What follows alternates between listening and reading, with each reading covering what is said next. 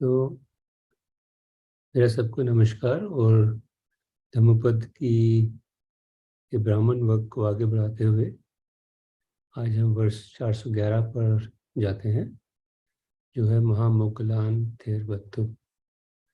तो इसमें भी कहानी में कुछ नहीं है, बट जिस प्रकार पिछली कहानी में सारिपुत्र के लिए लोग कुछ भिक्षुओं ने बोला कि उसको उनमें अभी भी कुछ अटैचमेंट शायद बाकी है, इसी प्रकार से किसी समय भिक्षुओं ने शायद महामगलाना के बारे में बोला होगा कि उनकी अभी भी कुछ वर्ल्डली अटैचमेंट्स बाकी है।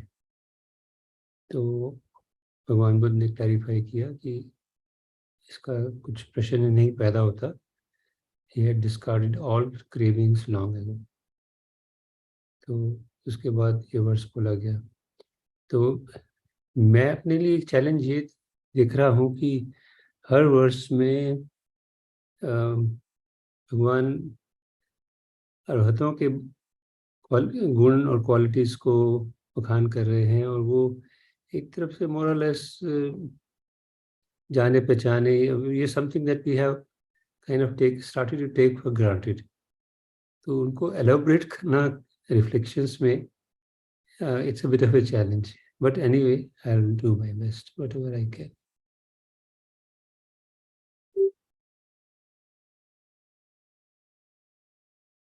तो वर्ष इस प्रकार है। ये साल या न विजयंती अन्याय अकथं कथि हम तो गधम अनुपत्तम तमहं ब्रूमि ब्राह्मणं। तो इसका अर्थ है आलय अटैचमेंट से होता है, जिसमें किसी प्रकार की अटैचमेंट नहीं है, आसक्ति नहीं है। अन्याय विल बी परफेक्ट नॉलेज, जैसे कि हम अन्याय की बात करते हैं, शायद ये वही है। Who through perfect knowledge is free from doubts. Kathang Kathi is to be free from doubts. Amto Gadham Anupattam, who has plunged into the deathless. इसने अमृत स्थान देख लिया है, उसी को मैं ब्राह्मण कहता हूँ।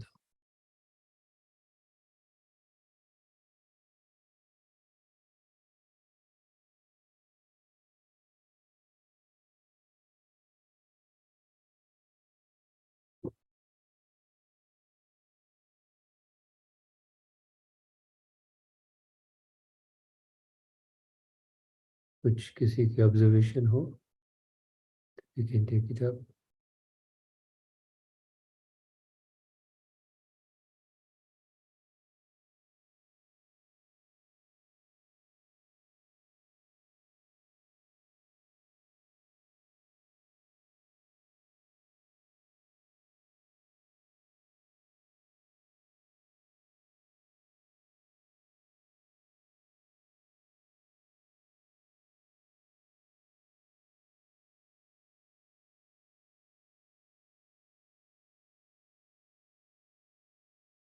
हम तो गधम में सर ये जो flight into that place, so is it talking about, कल मैं वो वर्ष पढ़ रहा था, Nibbana Nibbana like signless, desireless, emptiness. Deathless को तो उसका वही मीनिंग है, निबान का ही एक और नाम है, जहाँ तक मेरी अंडरस्टैंडिंग है।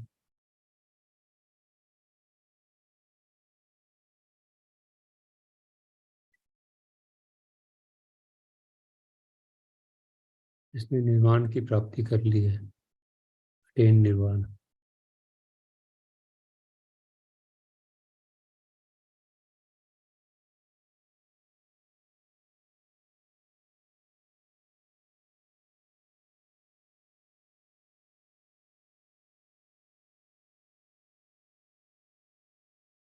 आगे बढ़ते हैं, कुछ ऑब्जर्वेशन नहीं है तो।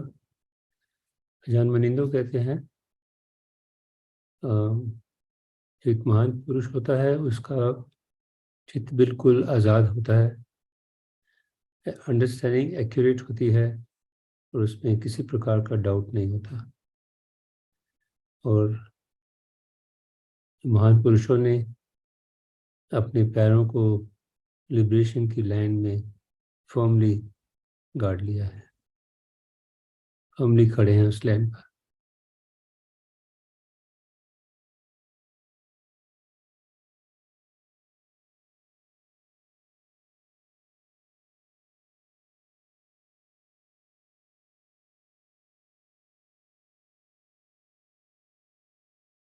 पूरी तरह से मुक्त हो जाने की बात है बेसिक।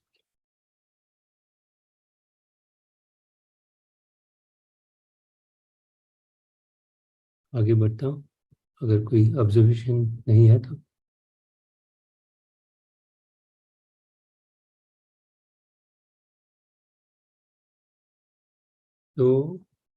बेसिकली फिर मैंने इस वर्ष को भी उसी प्रकार से देखा कि ये भी एक अपॉर्चुनिटी है कि अरहत की माइंड को कुछ समझने की कोशिश की जाए। हालांकि हम सब जानते हैं कि बहुत मुश्किल काम है for people who are still in the domain of death. No, they don't know really what deathless means, but anyway exercise is useful, क्योंकि वी कैन, जो रिफ्लेक्शन है उससे हम देख अपनी एटीट्यूड्स को कैसे पोजीशन करें इस वर्ल्ड में, कुछ तो उसके उसमें सहायता मिलती है हमें। तो आई स्टार्ट फ्रॉम अनापान सति सूत्र। तो उसमें एक लॉजिकल सीक्वेंस आता है, अगर आप देखें इस अनापान सति को, कि सबसे पहले भगवान डिस्पेशन की बात करते हैं, विराग, फिर निरोध, सेसेशन, और फिर और दो स्टेट्स हैं उनकी बात करते हैं। विराग तो कुछ हद तक समझ में आता है, nirodha is a big word for us, and Prasiddhan ने हमें कई बार कॉशन किया है कि we must use it cautiously with reference to our practice as an approximation. और यही भगवान की डिस्क्रिप्शन भी है इन तीनों अवस्थाओं के, आखिरी की तीन अवस्थाओं के बारे में। We can think of it as a mind at rest, even temporarily, still and at peace. तो हम सोच सकते हैं कि हमारा मन बिल्कुल स्थिर हो गया है, हालांकि वो थोड़ा टेम्परेरीली हुआ हो और कुछ डिग्री तक ही हुआ हो।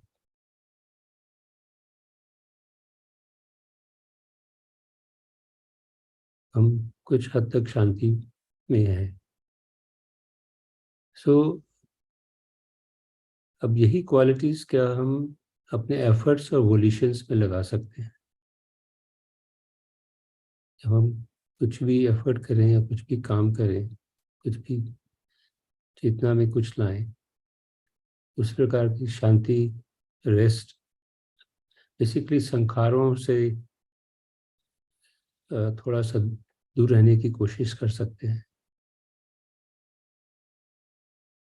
होता क्या है कि जब हमारे मन में कुछ होता है, कुछ भी बात आती है, it is not at rest, that is because we have something with which we are identified. और उसका रीज़न ये है कि हम इमीडिएटली उस काम के साथ, उस वस्तु के साथ, उस सिचुएशन के साथ आइडेंटिफाई करने लग जाते हैं। और हम शायद ये चाहते हैं कि जो भी हम करें वो ठीक हो, और उसकी वजह से ये सब, बेसिकली उसके पीछे की भावना तो यही है कि मैं का भाव आ जाता है। So it could be people we identify with, or things we feel we need to be, that need to be sorted out. कुछ भी हो, ये तो समझ में आती है कि माइंड रेस्ट में नहीं होता। कभी कभी हो सकता है कि हम बहुत ज़्यादा कंटिन्यूअली सोच नहीं रहे हों, फिर भी माइंड में टेंशन रहता है और सेंस ऑफ वेलबींग थोड़ी सी मिसिंग होती है।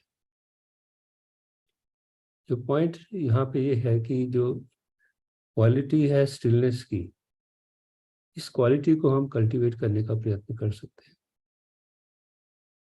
और प्रैक्टिकल टर्म्स में इसका मतलब है कि हम जो भी करना चाहें या जो करने से रुकना चाहें वो हम परफेक्टली नेचुरल वे में कर पाए। ये याद रखते हुए कि हर एक सिचुएशन की एक पर्पस है और एक सुटेबल रिस्पॉन्स है।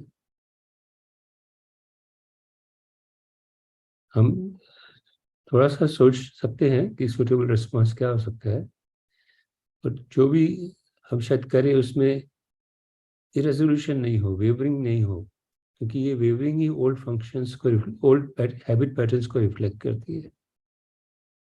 अगर हमें याद रखें कि कोई पर्सनल पर्पस नहीं है तो फिर ये वेवरिंग शायद नहीं होगी। कुछ कुछ वेगी है सब जो मैंने लिखा है, but this is what I could think of in terms of what we could try to cultivate.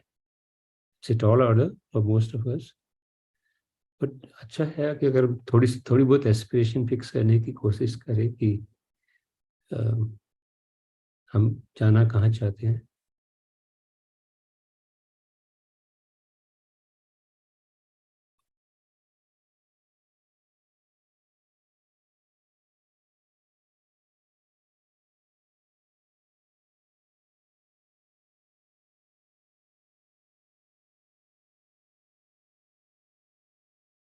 आपकी कोई टिप्पणी हो, कुछ कहना हो इसके बारे में, प्लीज फील फ्री, या कुछ और अपना व्यू पॉइंट सामने रखना चाहें इसी वर्ष के बारे में या इस विषय के बारे में।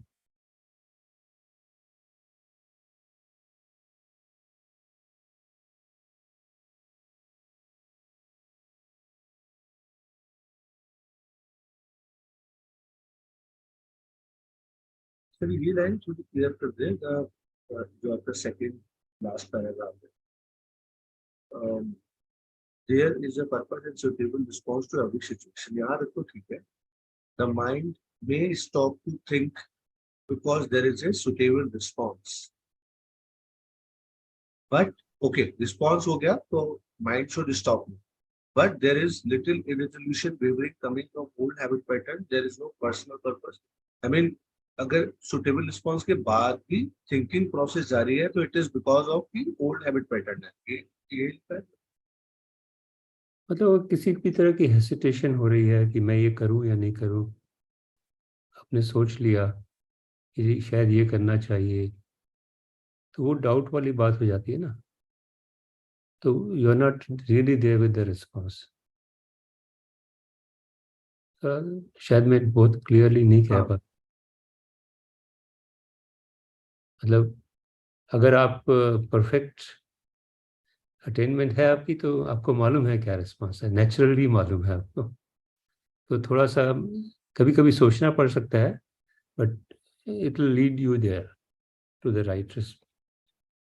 वो सोचना भी एक सुटेबल रिस्पॉन्स है।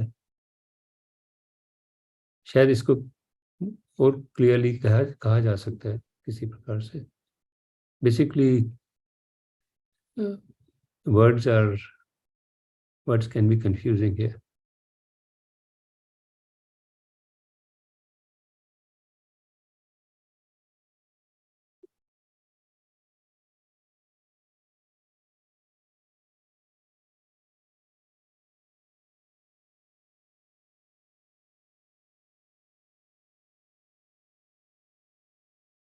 There is no personal purpose, इसका क्या मतलब इस कंटेक्स्ट मतलब अगर आपने किसी भी सिचुएशन के साथ कुछ अपने आप को आइडेंटिफाई नहीं किया, तो एक जो पर्पस है वो तो एक नेचुरल पर्पस हो जाता है ना, कि अच्छा हाँ मुझे ये कहना है, इस ये रिजॉल्व करने के लिए कहना है, या इस समस्या का समाधान निकालना है, without any personal equation in it. Purpose है लेकिन पर्सनल पर्पस नहीं है, सिचुएशन के लिए पर्पस है। Okay sir, sorry it is वेग, माय अपॉलॉजीज। शर्मा सर ने हैंड रेज किया। शर्मा जी।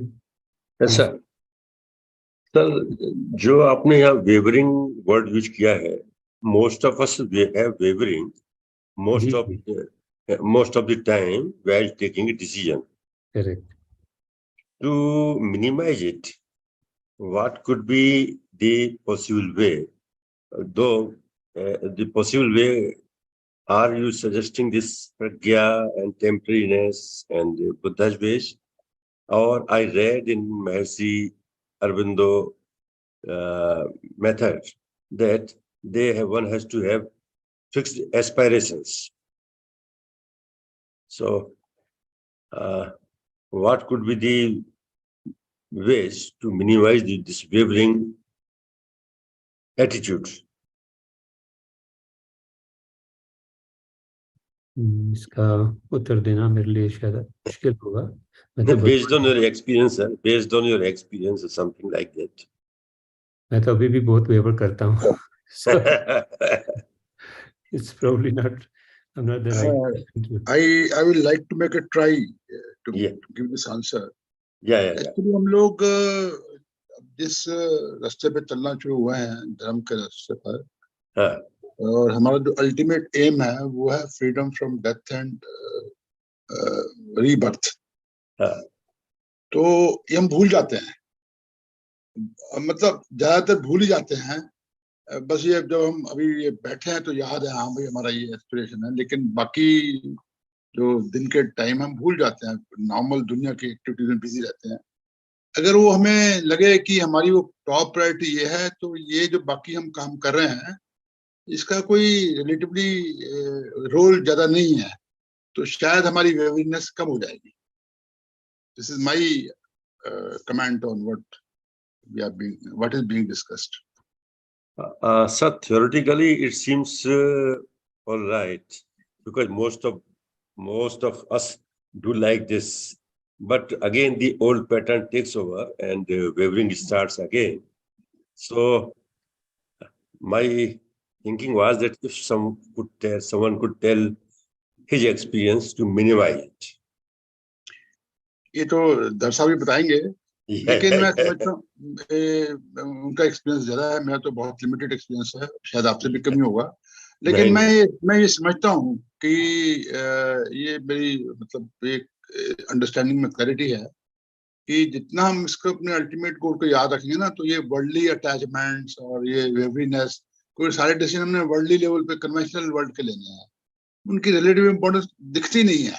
अगर टेम्परली आप सोचिए, आप इसको थ्योरेटिकल मत लीजिए शर्मा जी, इसको थ्योरेटिकल मत लीजिए, इसकी प्रैक्टिकल में उतार के देखिए। कभी कभी आपको लगेगा यार उतार के देखिए आप, तो ऑटोमेटिकली आप में वो माइंड में स्टिलनेस आ जाएगी, डिसीजन मेकिंग आसान हो जाएगी। इसको थ्योरेटिकल करके इसको आप एकदम ब्रश नहीं कीजिएगा, इसको उतार के देखिए आप इसको कैसा लगता है आपको। तो साहब इस पर कुछ और कहना चाहें? बेसिकली मैं इसमें ये सजेस्ट करना चाहता था कि स्टिलनेस को हम कल्टीवेट करने की कोशिश करें। That's all. Sudhar, you are invited to guide us. Okay, कैसे करें? That's a moot question. Yeah.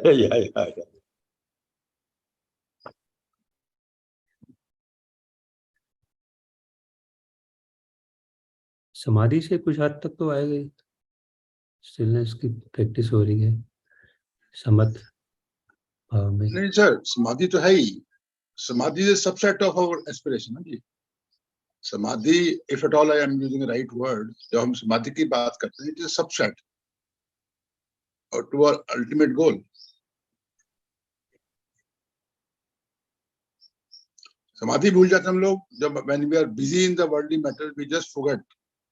नहीं, but samadhi is also a means to develop a different habit of mind.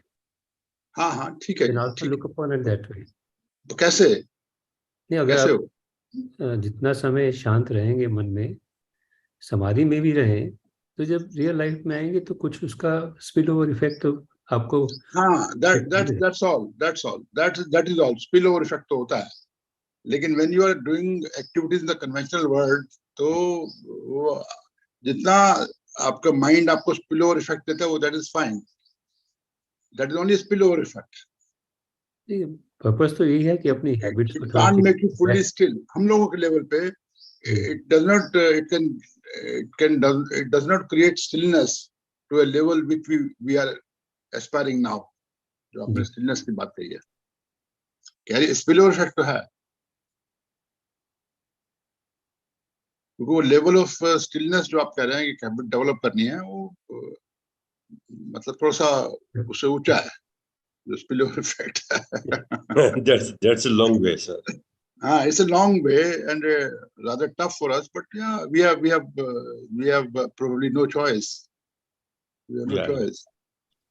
Sir ये तो मैंने सर मैंने ये तो देखा है कि ब्रह्म विहार को ध्यान में रखते हुए और समाधि की तरफ प्रैक्टिस करते हुए कम तो कुछ होता है, नो डाउट कम होता है, I agree with it, but I wanted to know something more कि if someone has experience to minimize the wavering in a way, so this is different. या ब्रह्म विहार पे भी एक बड़ी चर्चा हुई थी, आप उस वक्त थे या नहीं थे जी. तो ब्रह्म विहार एक सिर्फ कुशल उपाय है and it gives us a temporary relief. This is my understanding. Doctor धर ने भी ऐसा ही कहा था. I accept it in total. It does give us a relief, but it's only a temporary relief. जो हम स्टिलनेस की एसपी साहब बात कर रहे हैं, it is a sort of ever present phenomena in our mind. It should be ever present phenomena in the mind. Not to be used as SOS. नहीं वो it has to be cultivated. It is a tough long journey for us. वो तो ideal situation है ना, वो तो ideal situation है, उसमें तो हमें मालूम है कि हम वहाँ नहीं हैं. There's no better option before us. This is what I feel. I was just trying. It's a tough job. It's a long job. If you can fix an aspiration like that and then work accordingly, hopefully, make a difference. That's all I was trying to say. Thanks, sir. Thanks. So that please contribute. Pantaji, if you would like to contribute to the discussion. If there is anything worthwhile. The extent of wavering of the mind is dependent on the intensity of the three unwholesome roots present in this stream of consciousness. चित्त में जिस हद तक राग द्वेष मोह रहेगा उस हद तक doubts बने रहेंगे. That's pretty straightforward. Right? Everything else is a measure of getting some temporary reliefs. So we can get perfect stillness. One is the stillness of samadhi, other is the stillness of anya. Then the stillness of samadhi is dependent to a great extent on these surroundings being conducive to practice. And stillness of anya makes us free from surrounding influence. So जो gradations भगवान ने happiness के भी बताए हैं, worldly happiness, otherworldly happiness, and beyond otherworldly happiness, they are also progressively decreasing dependence on the world. First is totally dependent on the surroundings. Second is partially dependent on, because in samadhi there is partial dependence. And when we have really cut down on the three unwholesome roots, तब तो surroundings have no influence on us. कभी भी हम अगर देखें wavering, जब खासकर strong discussions, very substantially important decisions have to be taken, the wavering is primarily because of this presence of these roots.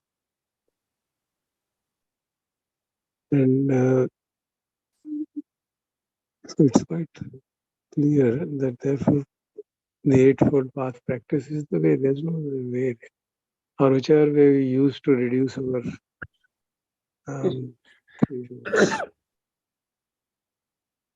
That's a pretty straightforward thing. Of course, it is pertaining to the psychological aspect of the life, not the conventional reality. If a arahant has to build a house in a monastery, has to build something some building has to be constructed, he needs to consult an architect. He doesn't have to get involved in it himself, isn't it? Unless he is a previous training in that field. So we shouldn't relate it to the conventional worldly activities. Related to the psychological impact of those activities. That's how I understand it. Thank you, Professor. That's basically what I understand is कि जब तक हमारे defilements जो हैं वो पूरी तरह से नहीं निकलेंगी, the stillness is only a theoretical thing to talk about. Stillness, true stillness can only come when we have rooted out those defilements.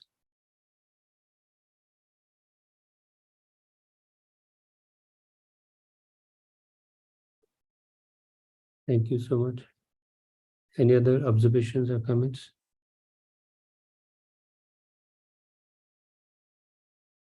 तो अगला वर्ष ले कि नहीं?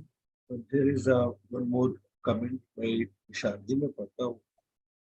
Dispassion and cessation are the consequences of the practice. Using an intellectual framework for release is fine, but these states cannot be forced. They occur when sati, samadhi, and prajna come together. Ji. Thank you.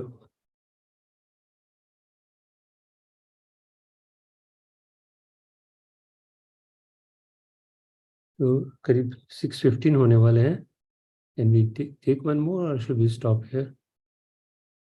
Nikhil? We can sit for meditation. अगर बाकी लोग को या अगर sir को next versus clear है तो बता दें. No, we can sit, I think, for half an hour. ठीक. We will sit and try to still the mind. Thank you.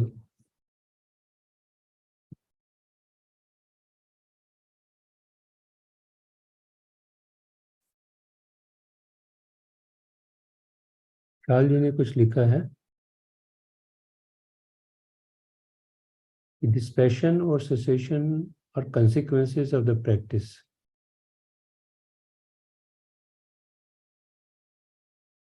शायद हम यहाँ इंटेलेक्चुअल फ्रेमवर्क या उनको लगा कि हम बात कर रहे हैं. Obviously, these statements cannot be forced. They occur when sati, samadhi, and prajna come together. अच्छा, आप यहीं से पढ़ रहे थे? Yes, sir. Yes, sir. अच्छा, ठीक है. Actually, आज आपकी आवाज नहीं क्लियरली आ रही थी, निखिल. Okay, sir.